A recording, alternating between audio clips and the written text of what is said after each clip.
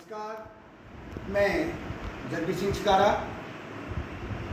आज आपके सामने कक्षा 10 2 विषय इतिहास पाठ भक्ति आंदोलन या भक्ति सूफी परंपराएं, धार्मिक विश्वासों में बदलाव और श्रद्धा ग्रंथ के एक प्रश्न को लेकर आपके सामने उपस्थित हुआ हूँ। प्रश्न है भक्ति आंदोलन के मूल सिद्धांत या मूल तत्व।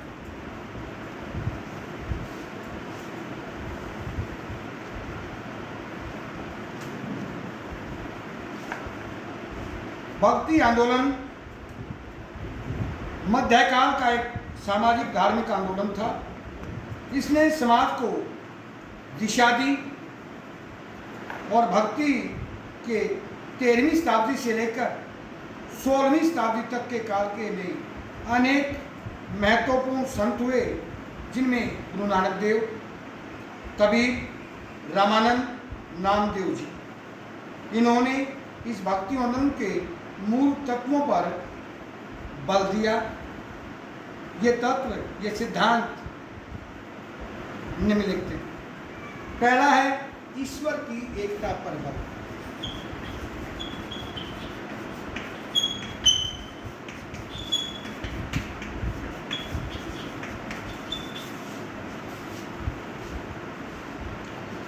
सभी संतों ने ईश्वर की एकता पर बल दिया।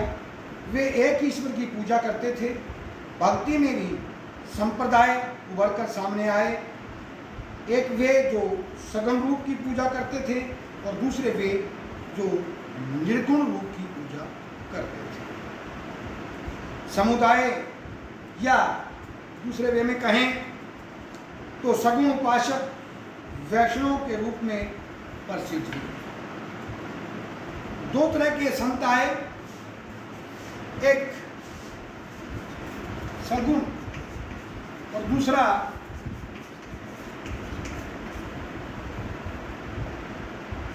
निर्गुण। निर्गुण कौन? निर्गुण वो थे जो निराकार ईश्वर की भक्ति करते थे।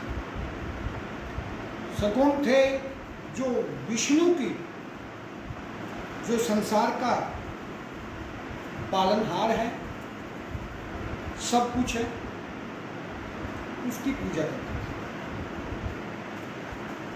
थे। वे मूर्ति पूजा में विश्वास रखते थे। जबकि निर्गुण जो संप्रदाय के मानने वाले थे, विचारधारा के थे, वे निष्काम निराकार ईश्वर की उपासना किया करते थे। सगुण उपासक, उनका कहना था कि ईश्वर सर्वव्यापी है तथा प्रत्येक व्यक्ति के हृदय में निवास करता है। उन्होंने सर्वशक्तिमान ईश्वर को राम, हरि, गोविंद, अल्लाह, साईं, साहिब आदि अनेक नामों से पुकारा।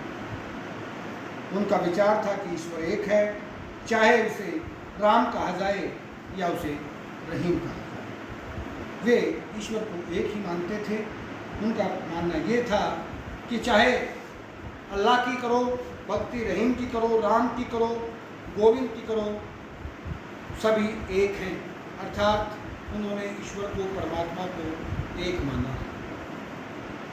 दूसरा है अनन्य भक्ति पर बल। संत ईश्वर की भक्ति में विश्वास रखते थे। उनका विचार था कि ईश्वर की अनन्य भक्ति के द्वारा ही मोक्ष की प्राप्ति की जा सकती है। अर्थात इस संसार से अगर विरक्त होना चाहते हो, मोक्ष की प्राप्ति चाहते हो, तो ईश्वर में ही आस्था रखो, ईश्वर की ही भक्ति कीजिए और श्रद्धा से कीजिए, अच्छे कर्म कीजिए, जिससे इस आवागमन से, जन्म मृत्यु के चक्कर से पीछा छूट सकता है। कबीर जैसे महान संतों ने भक्ति मार्ग की ज्ञान मार्ग व कर्म मार्ग से श्रेष्ठ बताया। उनका विचार था कि भक्ति के बिना त्याग तपस्या सब बेकार है, निरर्थक है।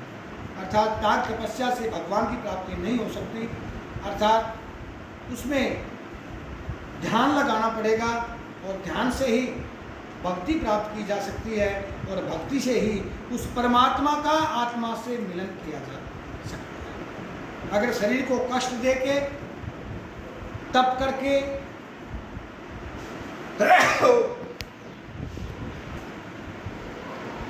आत्म समर्पण बल संतों ने ईश्वर से प्रेम में डूबकर अपने अहम भाव से नष्ट कर देने और ईश्वर को अपना सब कुछ समर्पित करने में बल दिया। ये कहा है सब कुछ ईश्वर के ऊपर छोड़ दो, अर्थात इस संसार में जो मोह माया है उसको आपको मारना पड़ेगा, उसको छोड़ना पड़ेगा और सब ईश्वर के ध्यान में लग जाने से ही जो कुछ करेगा वही करेगा। आपको उसकी भक्ति करनी चाहिए।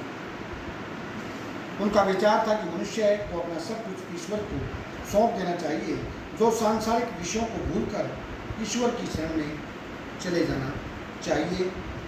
आध्यात्मिक गुरु के महत्व पर बल। गुरु शब्द का शाब्दिक अर्थ अंधकार से प्रकाश में ले जाने वाला बताया कि संसार में गुरु ही एक ऐसा है, गुरु का स्थान ही इतना महत्वपूर्ण है जो इस संसार में जो सागर रूपी भंवर है उससे गुरु ही ज्ञान की प्राप्ति देकर उस भंवर से निकाल सकता है।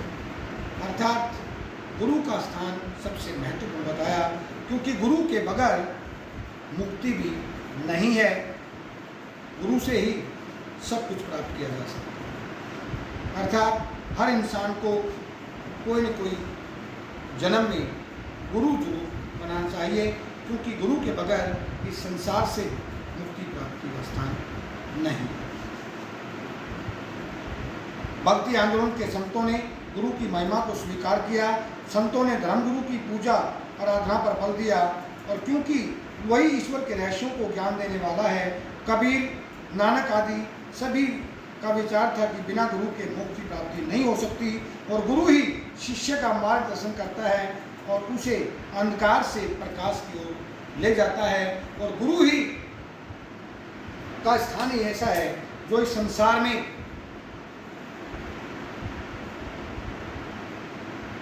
भगवान से, परमात्मा से अपने शिष्य का मिलन करा सकता है।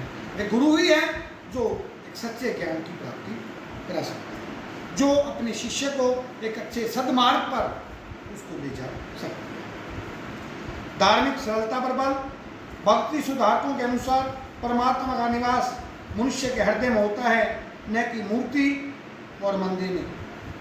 संतों ने धार्मिक सरलता पर बल दिया।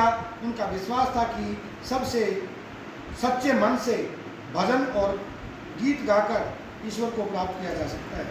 भजनों में के माध्यम से ईश्वर और उसकी सृष्टि के प्रति प्रेम भावना विकसित करना चाहिए। अर्थात हमारी भक्ति जो है उसमें मिठास होनी चाहिए। हमारी भक्ति उस परमात्मा के लिए होनी चाहिए जो हमें एक सच्चा रास्ता, सच्चा ज्ञान का प्रकाश दिखा सकता है। और सच्चे मन से अगर इंसान ईश्वर का भजन करता है तो परमात्मा की प्राप्ति जरूर होती है। उसे ज्ञान रूपी जो प्रकाश की एक लो है, जो अंधकार से उसको प्रकाश की तरफ ले जाती है, संसार की बुराइयों से उसको अच्छाइयों की तरफ ले जाती है, तो हमें उसे भक्ति के द्वारा ही उस ईश्वर की पूजा करके ही उसे प्राप्त किया जा सकता है। ये मानना भक्ति आंदोलन के सिद्धांतों का रूप था। उसके बाद जाति पाति का विरोध। जितने भी संत भक्ति आंदोलन के, चाहे सगुण धारा के थे, चाहे वो निर्गुण धारा के थे, चाहे वो विष्णु के उपासक थे, चाहे वो निराकार परमात्मा के उपासक थे, सभी ने जाति प्रथा का, समाज में जो सबसे बड़ी बुराई थी उसका खुलकर विरोध किया। उन्हें कहा कि इंसान अपने कर्मों के अनुसार इस धरती पर आता है, उसे संसार में जन्म लेना पड़ता है, इसलिए इस सब परमात्मा के घर से आते हैं, परमात्मा के घर ही चले जाते हैं। इसलिए कोई भी व्यक्ति तुच्छ व महान नहीं है। कोई भी व्यक्ति है तो अपने कर्मों से छोटा या बड़ा हो सकता है। इसलिए जाति प्रथा का उन्होंने खुलकर विरोध किया है। संतों ने जाति प्रथा खुलकर विरोध किया और मानव में प्रेम भाव का संदेश दिया। वे जाति व्यवस्था को एक बुराई मानते थे और उसे जड़ से उखाड़ कर फेंकना चाहते हैं। उनका विचार था कि जाति पाति के ये बंधन मनुष्य के स्वयं बनाए थे हुए हैं और उनका वास्तविक धर्म से कोई किसी प्रकार का लेना देना नहीं है। इस समाज के अंदर बने हैं, परमात्मा के घर से, सब माता के गर्भ से जन्म लेते हैं, कोई छोटा बड़ा नहीं है। हमारे समाज के अंदर जो जिस जाति में जन्म ले लेता है वो उसी जाति का होकर रह जाता है। इसलिए इन्होंने इस जाति प्रथा का खुलकर भर्त्सना की है, विरोध किया है। भक्ति के माध्यम से ही मोक्ष को प्राप्त कर सकता है इंसान। रामानंद ने वर्ण व्यवस्था की भी निंदा इस प्रकार खुलेआम की है। इसके अलावा जो सिद्धांत दूसरे आए तो उसने कहा था रामानंद ने कि जात पात पूछे नहीं कोई, हरि को भजे सो हरि का होए। अर्थात भगवान जो उसका भक्त है उससे उसकी जाति पाति का नहीं कोई, जो उसको भज लेता है, जो उसका भजन कर लेता है, जो उसकी लो में लग जाता है, भगवान उसी के हो जाते हैं। भगवान जाति पाति के बारे में किसी प्रकार की कोई पूछताछ नहीं करता। उसके बाद है बाह्याडंबरों का विरोध। संतों ने बाह्याडंबरों का विरोध किया। उन्होंने बेकार की हर धर्म के अंदर कर्म कांडों व आडंबरों को छोड़ने को कहा। उन्होंने तीर्थ पूजा, मूर्ति पूजा आदि का खंडन भी किया। उन्होंने उपदेश दिया यदि सच्चे हृदय से परमात्मा की भक्ति करने से बढ़कर और कोई धार्मिक कार्य नहीं है। उन्होंने कहा कि इन बाहरी दिखावों की अपेक्षा मनुष्य को अपने मन को पवित्र रखने का प्रयास किया जाना चाहिए और गरीब दीन दुखी व्यक्तियों की मदद करनी चाहिए। वही परमात्मा के सच्चे रूप हैं। किसी भाषा विशेष को पवित्र न मानना।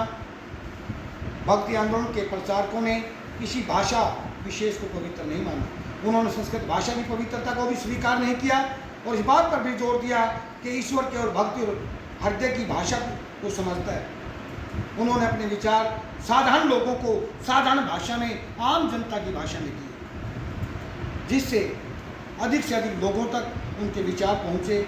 और अतः यह स्पष्ट है कि भक्ति आंदोलन मध्यकाल का एक महत्वपूर्ण आंदोलन था जिसने एक समाज को एक नई दिशा प्रदान की और समाज की जो दशा बिगड़ी हुई थी उसमें सुधार लाने का महत्वपूर्ण प्रयास किया, जिससे समाज के अंदर फैली जो बुराइयां थी वो दूर होती चली गई। कल आपके सामने इसी चैप्टर की एक नई वीडियो लेकर फिर हाजिर होंगे। तब तक के लिए आपसे विदा चाहते हैं। नमस्कार।